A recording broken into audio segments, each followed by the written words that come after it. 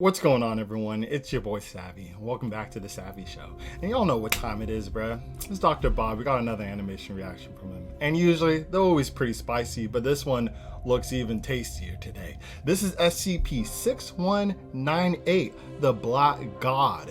So, yo, I'm assuming it's going to be some god level type SCP. I mean, just surface level alone, if we're just going by the title, might not be that up there from like power scaling wise or just power level alone, because, you know, there's SCPs called Vermin God, and they're not really too strong. It's just the name that they gave the SCP. However, this one I have high hope for, man. So let's see what this is all about. So with that all out the way, if you guys are excited for this reaction and you do enjoy it along the way, remember to smash that like button for me. Let's try to get 100 likes on this one. And guys, if you do enjoy the content and you're not already subbed, this will be the best place to be to get your fix of SCP heat. I'm telling you, if you do enjoy, I mean, there's no other place to be on the channel. And also remember, turn on post notifications. That's one of the most important steps, because you won't be notified if you just sub and when I post a video. So it behooves you to stay plugged by smashing that bell so you know exactly when I'm dropping more heat. So with that all out the way, without any further ado, let's get this show started. Alrighty, SCP-6198, the Black God. Let's go.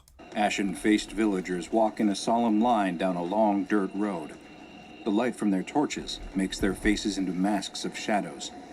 They chant in an ancient and arcane language as they move in a procession towards the darkened cemetery on the edge of the village. They're going to start worshiping It's an unpleasant duty, but a burden that they must carry nonetheless.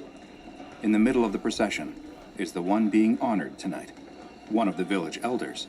And in this village, to be an elder is a truly special thing. Don't tell me it's going to be special because he's about to be a sacrifice. Because if that's the case, that's not being special. That's just being, you know, unlucky. But whatever you guys want to classify it as, go ahead. Do you. From his wizened, creaking body, his deep-set eyes milky with cataracts, his almost transparent, liver-spotted skin, it would appear that he is in his 90s. But, in fact, he is over 300 years old. The other villagers pass ghost-like through the gates of the cemetery, he might be the Black God, crowding around the elder as he hobbles across the uneven terrain. It will be his final pilgrimage, and all of them, including him, know it. He breathes a ragged sigh and mutters a prayer to the deity that he will soon be meeting. What? Up above, the moon shines brilliantly. Down below, a chasm yawns in an open grave, with something very old and very powerful roiling underneath. Oh, God. The villagers do not fear it. They revere it. They worship it. It gave them everything they have.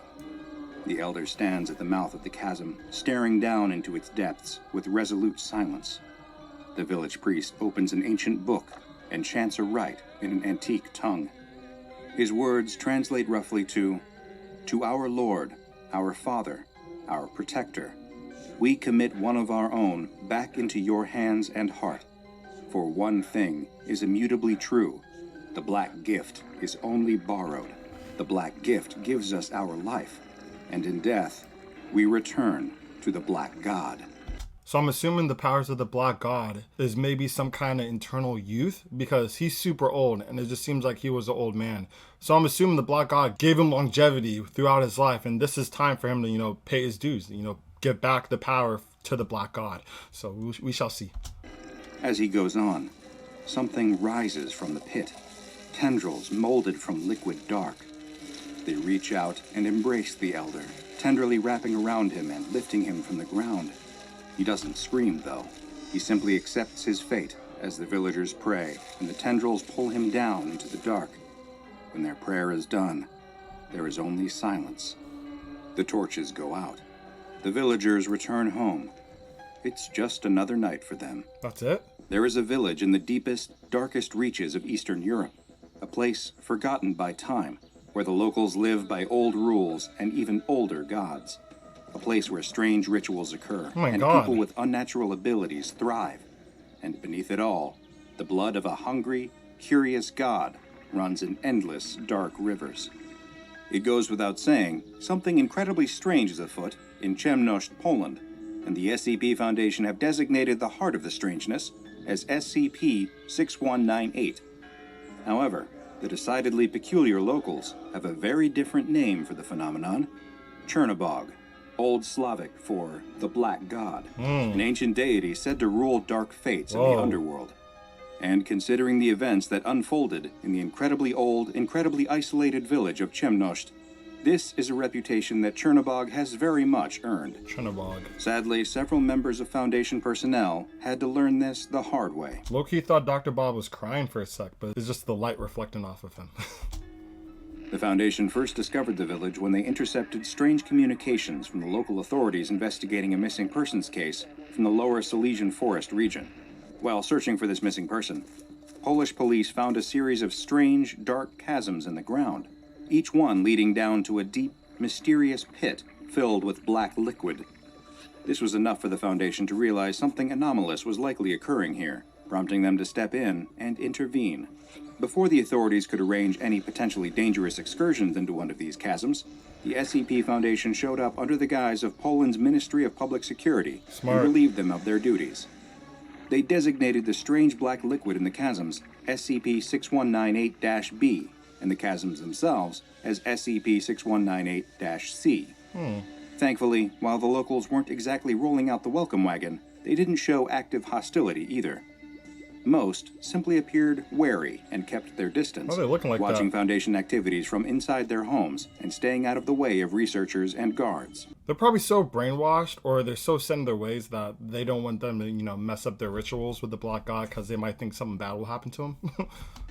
Early on, one of the biggest issues was the communication barrier, as the majority of the village spoke an otherwise dead Proto-Slavic dialect that seemed impenetrable, even to modern Polish speakers. Oh, wow. Linguistic experts became key to facilitating later communications between Foundation personnel and residents of the village.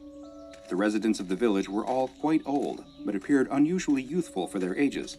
They were all worshippers of Chernobog. And the villagers claimed that through worshipping Chernobog, they were given the Black Gift, facilitated by imbibing the dark liquid from the chasms, which they credited with their health, youth, and longevity. Okay, some pseudo version of eternal youth, not as strong because, they have to, get sacrificed in the next 3,000 years, but it's still, longevity. The Foundation was obviously interested in figuring out just what exactly this black liquid was, so they began their studying in earnest. But they soon realized something very strange. The chasms were not always there. It seemed that they would only appear for 14-day periods between the new and full moon. The initial exploration into the heart of the village was performed by two intrepid field agents, Agent Kazimierz Nowak and Agent Maria Bakula. Nowak and Bakula arrived in the dilapidated town, finally realizing just how cut off from modern society the place was. Dirt roads, ramshackle wooden buildings surrounded by old ruins, and strange makeshift hierograms everywhere. The duo pulled into town, seeing the many ashen faces of the locals staring at them from nearby windows. They proceeded to the cemetery, where the majority of the chasms were believed to have opened. There, in what appeared to be an open grave, they found themselves staring down into one of the many abysses. Dark, light-absorbing liquid roiled deep below. However, they soon realized that it was time to go when they noticed locals hiding behind the gravestones around them, watching intently. Something was very wrong here. Are they supposed to be there to, guard the Black God or whatever attachment it is to the Black God? Because it would be weird if just the goob itself is the Black God, but who knows, it could be. They traveled back into the center of the village, still keenly aware that they were being observed from the sidelines. Oh my God. They approached one of the many houses and attempted to knock. An extremely old woman peered out of the window and began speaking to them in Proto-Slavic, which neither of them could understand. However, as they were leaving, one of them was able to swipe a leather-bound book from a table outside the home, believed to be some kind of Bible for the local religion. While still in town, and still being watched, the duo collected a sample of the Black Gift from a local well, then began making their way back to their vehicle. Let's see it. The whole time, they were followed by an eerie old man who looked to be in his 90s, but was surprisingly spry for his age. The two left shortly after that, and shared their findings and samples with their superiors. Probably 2,000 years old. The leather-bound book retrieved by Agent Nowak and Agent Bakula was given to SCP Foundation linguistic expert researcher Albin Iskra. Oh my God, Researcher Iskra quickly became enraptured with the book, and the unique challenge it and its Proto-Slavic dialect presented. After many long nights of poring over books on Slavic linguistic history and many pots of very strong coffee, researcher Iskra's work finally bore fruit. In a note to other personnel working on the SCP-6198 case, she wrote, "Let me start by saying that, despite my extensive knowledge of the history and origins of Slavic language, this is the first time I've ever encountered what appears to be Proto-Slavic in written form from a direct descendant source. This is a truly fascinating discovery. Initial progress on translating the text was slower than expected. There's something about the linguistic structure of the language that, for reasons I can't fully deduce, make it incredibly difficult to retain the knowledge of. For every few words committed to memory, it's as though one dissipates from it. It's as if I can feel a sense of reluctance coming from the language itself. Eventually, I was able to solidify my understanding enough to begin picking at the various passages found throughout. I can confirm that the contents of the book hold a great deal of religious significance, not only for those in Chemnosht, but throughout all Slavic culture, dating back to roughly the 4th century. While there are references to the more well-known Slavic gods, such as Perun and Veles, the book focuses primarily on one of the sibling successor gods, Chernobog, the Black God, detailing various prayers, rituals, and tenets that followers of the Black God should live by and practice. I've highlighted a selection of excerpts of notable interest that may shed some light on the occurrences witnessed by Foundation personnel. 3 areas of interest in researcher Iskra's translation are the Rite of the Black Passage, Expurgation and the Black Gift, and the Fall of Veles, each of which, in their own way, shed some light and some darkness on the cryptic happenings of Chemnosht. And that just seems like the stages that one person will go through if they become, a sacrifice. I don't know how they select them, but I'm sure there's a passage, the gift that you get, which is like eternal youth, the black syrup type stuff in the grave, and then, giving it back when you get too old, and you have to give back the blessings that was bestowed on you years ago. So the section on the Rite of the Black Passage read, "For it is to him where the dead must go and return to the roiling abyss from which our forms are molded to be one again with him. In this we share in their fathomless knowledge and learn of untold and forgotten epics, unfurling mysteries of Stygian transcendence, bestowed with blessings beyond death. Whoa. At darkest hour, on darkest night, within lamented dwelling hollows, shall Hypogean thresholds unveil entwining submerged departed. Now relinquished of tethers corporeal, and sustained amidst black waters, become one with perennial ancestry, granting insight to those adherent." The section marked Expurgation and the Black Gift read, "There are those that only turn to Chernobog when their time is at an end, and it is those that shall be offered the least when they inevitably pass." Okay, so you're not a true believer. You can't just, get the gifts if you just start believing right before you're about to croak. I like that. You better believe from day one or you ain't gonna get blessed. Simple as that. To live solely in the light of the brother is to neglect the eternity that follows, condemning oneself to the lowest echelons of consciousness. Damn. Those with wisdom and foresight do well to embrace the Black Gift, to forfeit a part of oneself in exchange for parts of the many. To drink of the Black Gift is to offer one's life in a bid to be tested of mind and spirit. Should one be deemed worthy, that which was offered will be returned, but with boundless acuity and vigor. Should one's offering fall short, He's their gonna be essence is unworthy. given to the Black God entirely. Yet, the truer they walk the Black Path, the more openly their soul shall be welcomed. Before one is to be tested, they must first be expurgated through ritual, else any sense of self is lost upon passing. This ebonizes the soul, proving devotion to the Black Path and allowing one's essence to find greater connection upon being taken in by Chernobog. This is crazy. The ritual must be carried out by followers in the living realm now sustained by the Black Gift, with these followers bringing about a trance of blindness and drowning within the aspirant. Should an aspirant prove resolute throughout this trial of panic, terror, and asphyxiation, Oh my God. the Black Gift is then offered, and true judgment begins. And finally, the section labeled The Fall of Veles offers a mythological origin for the Black God Chernobog himself. Okay. It read, "Veles, god of the harvest, livestock, earth, rivers, the underworld, magic, and trickery. Much did humanity depend upon him for not only the means to survive, but also for peaceful death.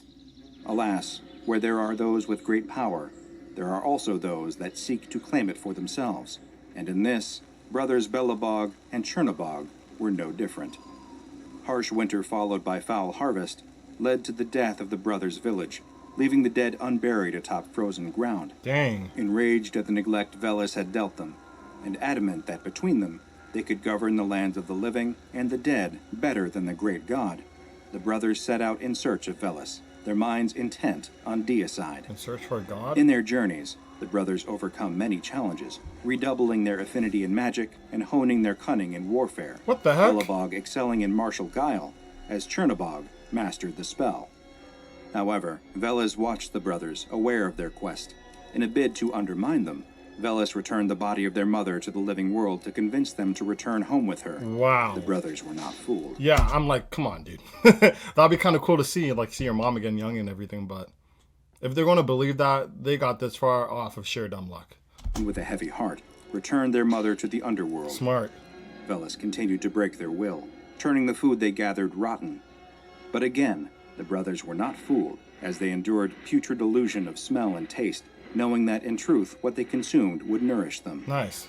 Every trick cast down by Veles was foreseen and averted, until eventually, frustrated at the brothers' tenacity, Veles himself confronted Belobog and Chernobog. Let's see. Veles challenged the brothers to battle, offering his godhood should they best him, but on the condition that only one may fight him. Suspecting that Veles may attempt to divide the two, the brothers had made a pact with Perun, Veles' adversary.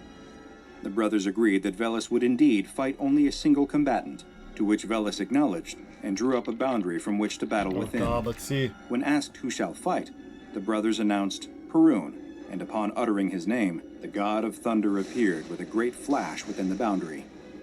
A battle of world-shattering magnitude commenced as Veles took the form of a dragon and Perun harnessed the power of the skies. Yo! Despite his skill in magic and deceit, Veles was struck down and killed by Perun.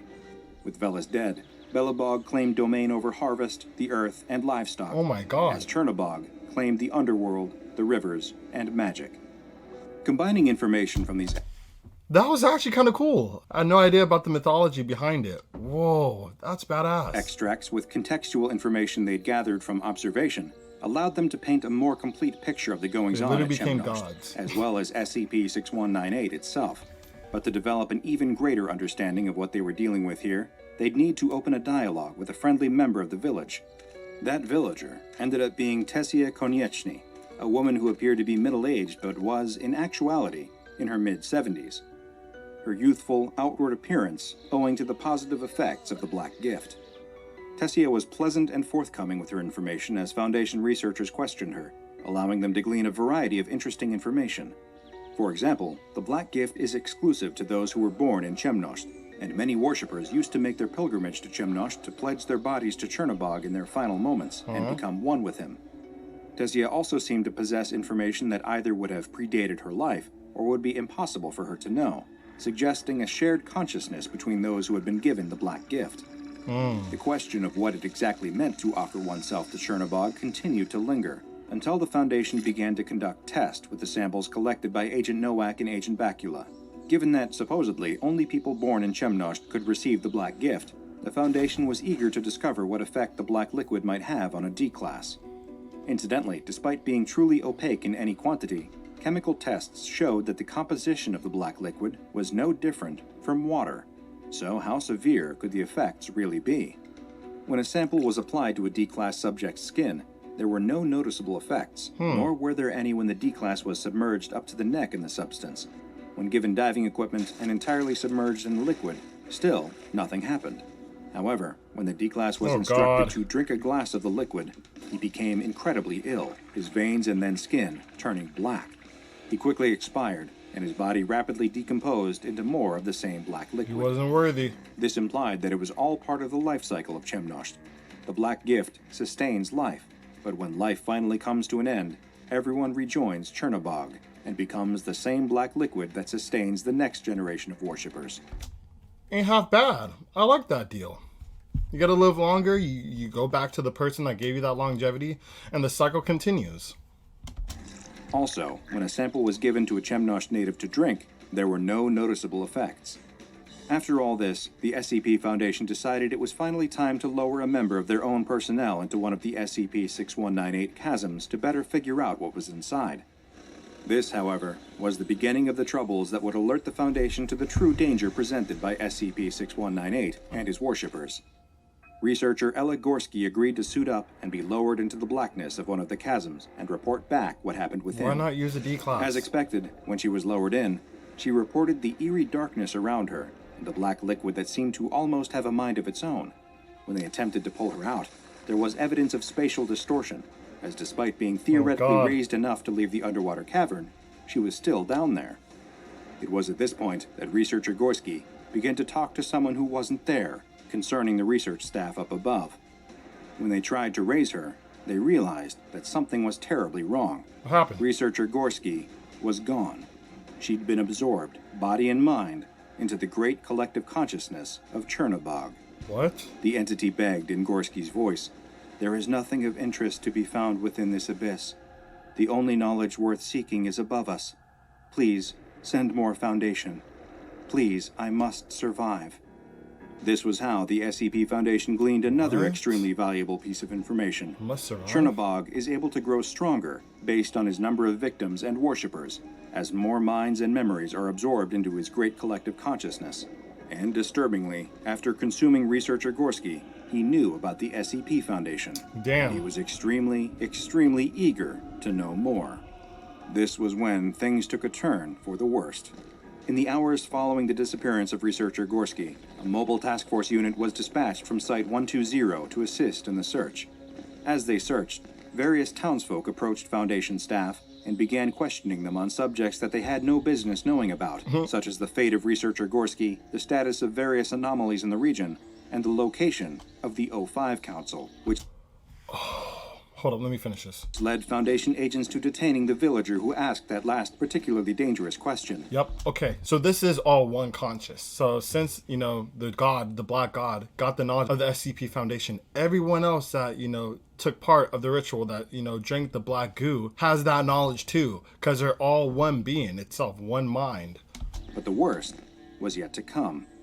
The Foundation first had to stop a bizarre ritual where some of the villagers began taking bucketfuls of water from the village well and bringing it to the different houses, and it took intervention from the mobile task force unit on site to get them to stop. And not long after that, one of the MTF members, Agent Adam Kowalski, didn't report back for duty. The remaining MTF members began searching for their missing colleague, but at the same time, villagers also began attacking the task force members at the cemetery, forcing them to fight their way back into town.